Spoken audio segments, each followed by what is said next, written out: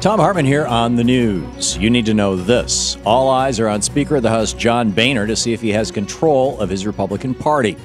Today, Boehner tries to bring his Plan B to the floor for a vote, a proposal that will extend the Bush tax cuts for all Americans who earn up to $1 million a year, while allowing the tax cuts for people who take home more than $1 million a year to expire at the end of the year. Today's vote is merely political theater since the Senate has promised to defeat the legislation.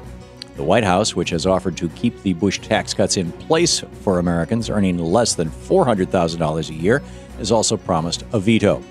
The hypocrisy here is stunning, as Republicans for 4 years have argued that it would be disastrous to raise taxes on millionaires, who they call job creators, and now Republicans are planning to do just that, raise taxes on the rich. And even millionaire lobbyist Grover Norquist has signed off on the plan, saying it won't violate his so-called tax pledge. But secretly, Boehner's plan is a giant tax hike on all working Americans and a tax cut for the super rich. Plan B allows key tax credits for the middle class to expire, which will mean higher tax bills for 20 million American families. At the same time, Plan B keeps in place huge tax breaks for the rich by permanently extending the Romney loophole tax exemption on capital gains, dividends, and estates, which are only paid by the wealthiest Americans. But in the end, even this sweet deal for the oligarchs may not pass the Tea Party-controlled House, as Boehner can only afford 24 Republican defectors in order for the bill to pass. Already, at least a dozen Republicans have voiced their opposition to the plan. Keep an eye on this. Meanwhile, on the other side, Minority Leader Nancy Pelosi has a problem, too. Since the White House put cuts to Social Security insurance on the table earlier this week, Pelosi's been trying to whip up support for the plan, despite it being a bitter pill to swallow for progressives. On Wednesday, Pelosi tried to argue that the chained CPI, which changes how Social Security benefits are calculated, will not amount to a cut in the critical insurance program. But House progressives are unconvinced. In a statement released that same day, 75 members of the House Progressive Caucus said they cannot support a plan that affects Social Security. The letter reads, quote, "Members of the Congressional Progressive Caucus are standing up against a proposal to cut Social Security benefits by changing the way we calculate inflation. Tying Social Security to chained CPI is a benefit cut, and members of the CPC, the Progressive Caucus, will not vote for a deal that cuts the benefits that millions of Americans rely on." End quote.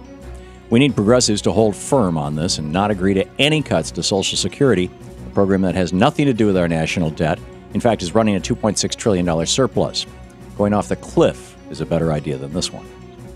In the best of the rest of the news, we're learning of more damage from the massive Libor manipulation scandal involving the world's biggest banks. A new report by the Federal Housing Finance Agency discovered that Libor rate manipulation cost taxpayer-backed mortgage firms, Fannie Mae and Freddie Mac, more than $3 billion. It was discovered earlier this year that the world's largest banks were manipulating a key interest rate that underlies hundreds of billions of dollars of assets around the world, from home mortgages to car loans to credit card rates. The banks discovered they could make huge profits by shifting the Libor rate up or down, depending on what they were betting on at that time. But this manipulation could be responsible for hundreds of billions of dollars in losses for both borrowers and creditors. Already, banks like Barclays and UBS have paid billions to settle Libor charges. It's unclear just how much money was stolen by the banks through Libor manipulation, but it may very well be the biggest bank robbery in the history of the world, and yet another reason why the banksters are not to be trusted. No matter what happens with the fiscal cliff, come January 1st, more than 1 million working people around the nation will see a much-needed pay raise. Workers in several states, including Florida, Ohio, and Colorado, will see anywhere from a 10-cent to a 35-cent an hour pay raise next year. It may sound modest, but it translates to as much as $500 extra in their pockets at the end of the year. With more money in their pockets, working people will spend more and stimulate the economy. This is what needs to happen on the federal level, where the current $7.25 minimum wage is lower than it was in the 1960s when you adjust for inflation. For working Americans to have the same purchasing power they had in the 1960s, then the federal minimum wage should be at least $10 an hour. We have to stop allowing corporate executives to pay their workers poverty wages and realize once and for all that the real job creators aren't sitting in the boardrooms. They're working on the factory floors. And finally, the hacktivist group Anonymous has their keyboards trained on a new target, the Westboro Baptist Church. after that hate-filled cult-like church promised to picket the funerals of children who were massacred in Newtown, Connecticut. Anonymous vowed to completely wipe the Westboro Church off the internet.